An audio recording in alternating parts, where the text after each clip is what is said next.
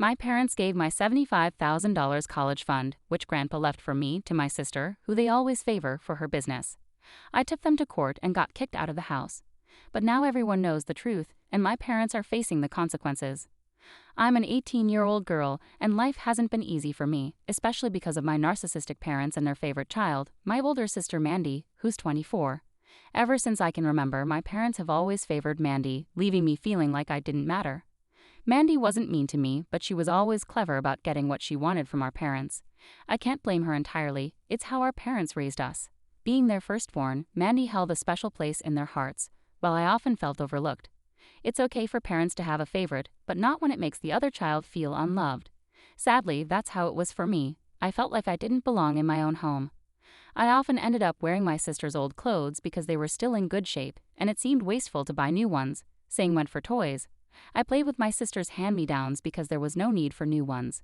The only time I got something new was at Christmas, and that was just to save face in front of family and friends. While my sister got plenty of new stuff, I got one outfit and a few accessories to avoid any raised eyebrows. If I ever complained, Mom would promise that I'd get new things next year, but that rarely happened. I don't recall Mom ever asking me what I wanted for dinner or cooking my favorite meals. It was always about what my sister liked. Whether it was Christmas or any other occasion, the menu was chosen based on her preferences. Once I got fed up and refused to eat, which led to being grounded and forced to apologize and do extra chores. It's exhausting to talk about my sad experiences, but this is my reality. You might wonder why my parents, especially my mom, treat me this way. Well, it's because of her own upbringing with narcissistic parents. She ended up replicating their behavior, which is sadly ironic. Mom is the oldest of 2 siblings, and she says her parents favored her younger sister, spoiling her rotten. Because Mom experienced unfair treatment from her parents, she decided to treat the older sibling, my sister, better. I think Mom sees a lot of herself in my sister and treats her the way she wished she had been treated when she was young. By the time I finished elementary school, I was so fed up with my parents and sister that I started spending my summers with Grandpa. He was the only one who truly cared about me. Grandpa wasn't very fond of Mom. He could see through her unfairness, which is probably why he always supported me. The summer after elementary school, Grandpa invited me to stay with him on his farm. It was such a relief. I felt free and happy there. Grandpa spoiled me, giving me everything I wanted. I hate to admit it, but I took advantage of his love, asking for all the things I couldn't have at home: new clothes, toys, games, you name it. I loved being on the farm with him, surrounded by nature. He had a poultry farm and a few horses, and we spent our days taking care of them. Life was so much better there, I didn't want to leave.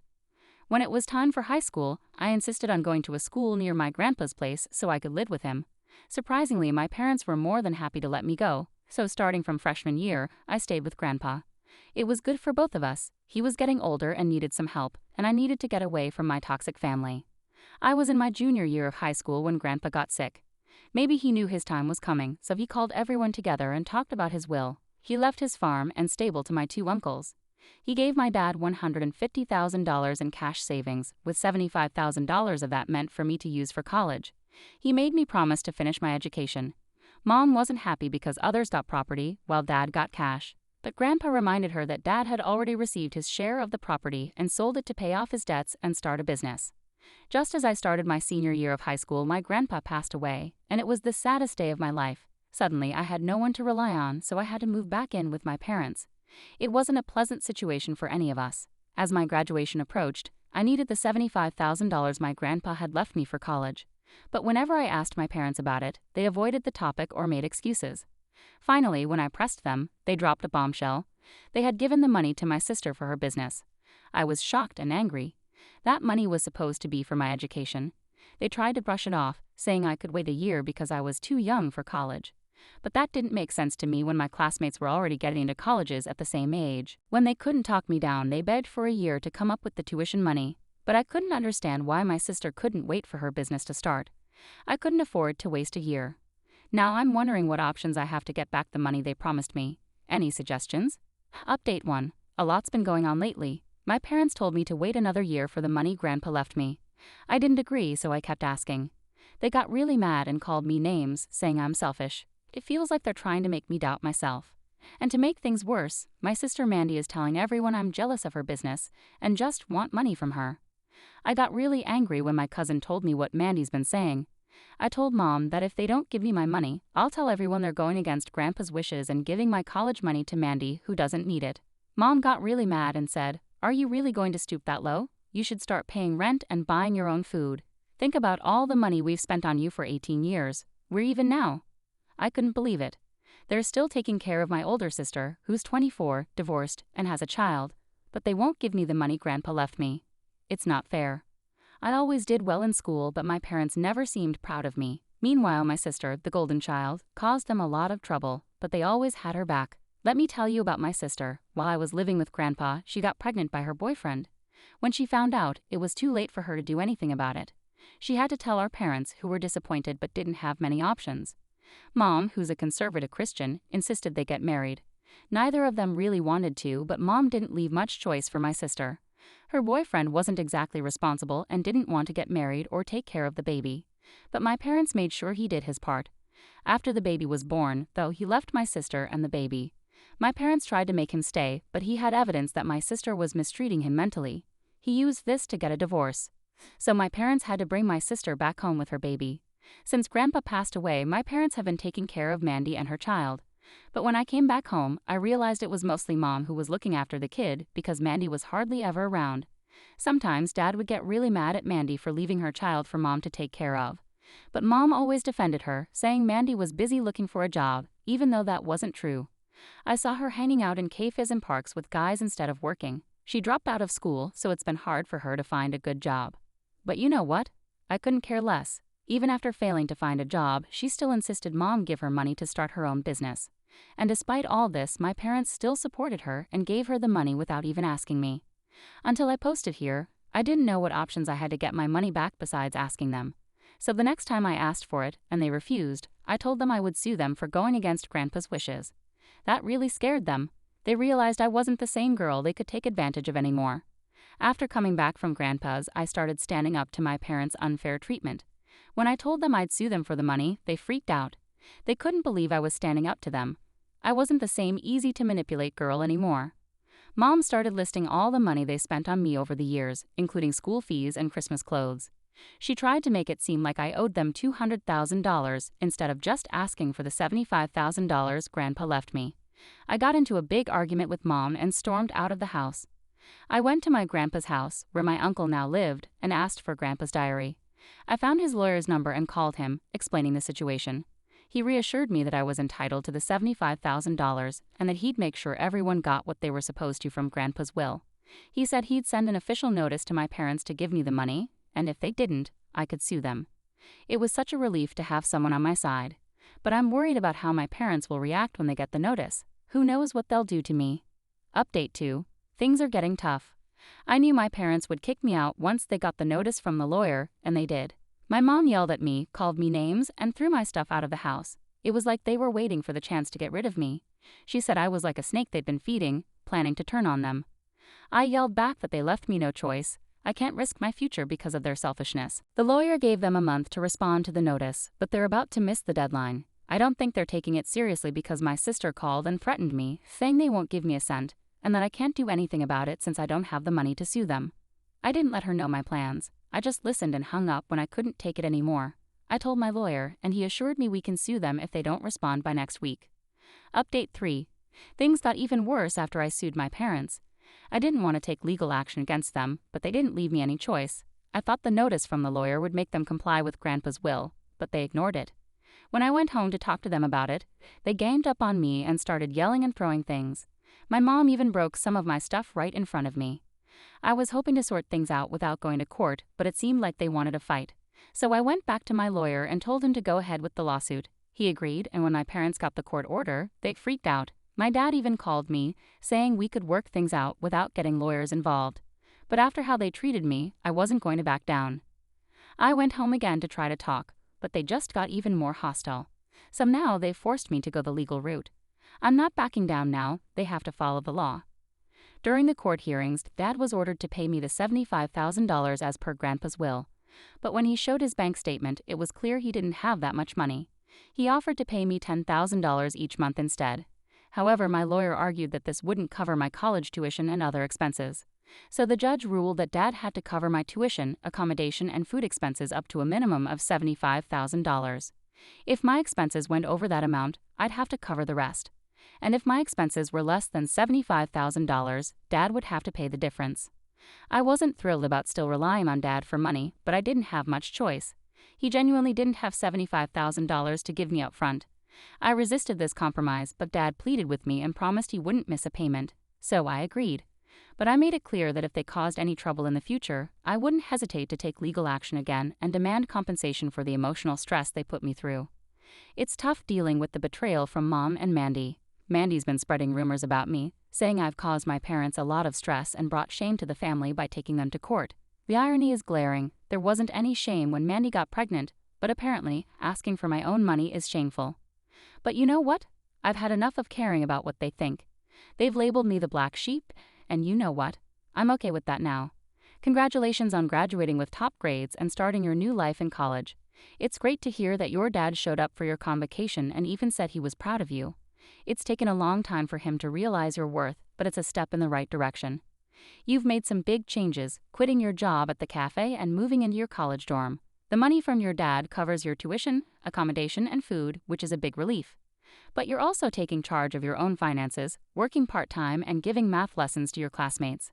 It's awesome that you're putting your skills to use and taking control of your future. Keep up the good work. Dad has been sending money regularly as the court ordered. Some of you asked about my relationship with Dad and why he didn't help when Mom was being mean to me. Well, Dad was kind of invisible in my life. He saw all the bad stuff happening, but he didn't do anything about it. He just ignored my problems and never stood up to Mom. He went along with whatever Mom said. He even thought it was a good idea to save money by using my sister's old clothes for me. Dad always seemed to struggle with money when I was growing up, so he was all about saving every penny he could. He always supported Mom in that. I don't really know how he reacted when Mandy got pregnant unexpectedly. I only heard bits from cousins and relatives. Mandy's wedding was so quiet that nobody knew when it happened, not even me. Like I said, I was living with Grandpa at the time and didn't care much about what was happening at home. As for my current situation, I'm really happy with my life right now. I'm living my dream of going to college and doing well in my classes. My relationship with my dad has improved a lot since the court case. Mom and Mandy kept talking badly about me, trying to make me look like the bad guy. But then they got caught up in their own problems. Mandy got in trouble with the police because she was running a secret gambling business under the guise of a gaming zone. But the police found out and took everything, all the machines and money. My parents had to use whatever little money Mandy had to bail her out, so now she's left with nothing. This is what she did with the money Grandpa left us. It makes me feel satisfied to know I stood up for myself. I had doubts about pushing Dad to give me my money, but now I'm glad I did because Mandy didn't use it for anything good. She used it for something illegal and harmful. After Mandy got in trouble with the cops and spent time in prison, Dad finally kicked her out of the house. Mom tried to defend Mandy, but Dad gave Mom an ultimatum. It's either Mandy or him. Since Mom doesn't work, she chose Dad and told Mandy to find a job and move out. Mandy tried using her child to manipulate Dad emotionally, but it didn't work this time. Dad saw through her tricks and kicked her out. She's staying with a friend now, but who knows how long that will last. She hasn't reached out to me for help, and honestly, after everything she and Mom did to me, I don't want anything to do with her. Today, before writing this update, I was looking back at my first post, and it made me emotional. I was in such a tough spot back then, losing my grandpa, being denied my inheritance, and feeling trapped by my parents. I didn't know what my future held, and it was really scary, but thanks to this community for all the support. I still miss my grandpa dearly. He's the reason I'm in college today. He's like my guardian angel, watching over me from wherever he is now. Now, on to the next story. Story 2. Ex-wife cheated on me with Mr. Romantic. Now she's broke, drowning in debt from the lavish dream wedding I never gave her, and has the nerve to ask me for money. I, 49M, met my wife, 49F, when we were in our mid-20s. We were friends first, and then started dating. After about a year, we decided to get married. She was eager to tie the knot, but I wanted to wait a bit longer. Eventually, I proposed, and she said yes. That's when we began planning our wedding. At that time, I should have noticed something was wrong, but I didn't. Why? Well, I was in love. My fiancé wanted a big, expensive wedding. While I understood it was special, I didn't think it was worth spending so much money on just one day. I convinced her to have a small, simple ceremony instead. She agreed, but over time, she seemed to regret it. The thing is, we couldn't afford a big wedding back then.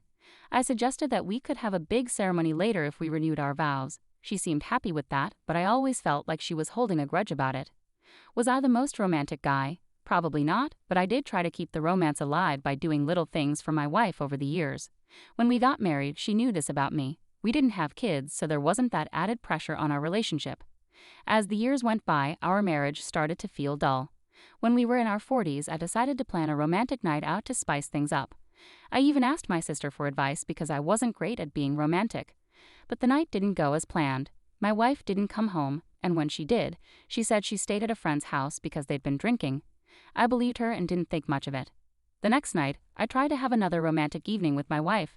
We had a nice dinner together, but when I tried to get intimate, she said she was too tired. I didn't think much of it first. We both worked hard, and that's how we could afford our lifestyle. But this kept happening, and I started to wonder if she was telling the truth. I reached out to her friends to see if she was with them, but they covered for her. I shouldn't have been surprised. Eventually, I decided to confront her directly and ask if she was cheating. To my surprise, she admitted everything. That night, I confronted her about the cheating, and to my surprise, she admitted it. I was shocked, but I guess deep down, I knew something was wrong. I asked her who it was and how long it had been going on. It turned out to be someone she met through a friend, and they had an instant connection. He was everything I wasn't, romantic and charming. That night, our marriage ended, and we started the divorce process. Thankfully, it wasn't a bitter divorce. We agreed to split everything evenly. We sold the house and divided the money. I used my share to buy a condo and kept some as savings. I also kept the money from selling the house for emergencies. You never know when you'll need it. My ex-wife did the opposite of what I did. She used her share of the money to buy an even bigger house than the one we had together. Then I found out she was planning a huge wedding, the kind she always wanted. It brought back memories of our own wedding, and it made me feel embarrassed to admit that I looked at the pictures on Facebook. Everything looked so expensive, including the dress. At that point, I realized I needed to stop obsessing over my ex and focus on myself. I spent more time with my friends and family, which helped. Meanwhile, I assumed my ex was enjoying her time with her new husband. But it turns out, things weren't going as well as I thought. A year after they got married, they were in debt. My ex spent all her money on the fancy house and wedding, leaving them with nothing. Her job was the only source of income because her husband didn't contribute much. My ex-wife had the nerve to ask me for money after blowing all her divorce settlement on unnecessary things. I refused and even laughed at her desperate attempts to guilt-trip me. She left nasty voicemails, but I found them amusing and shared them with my friends.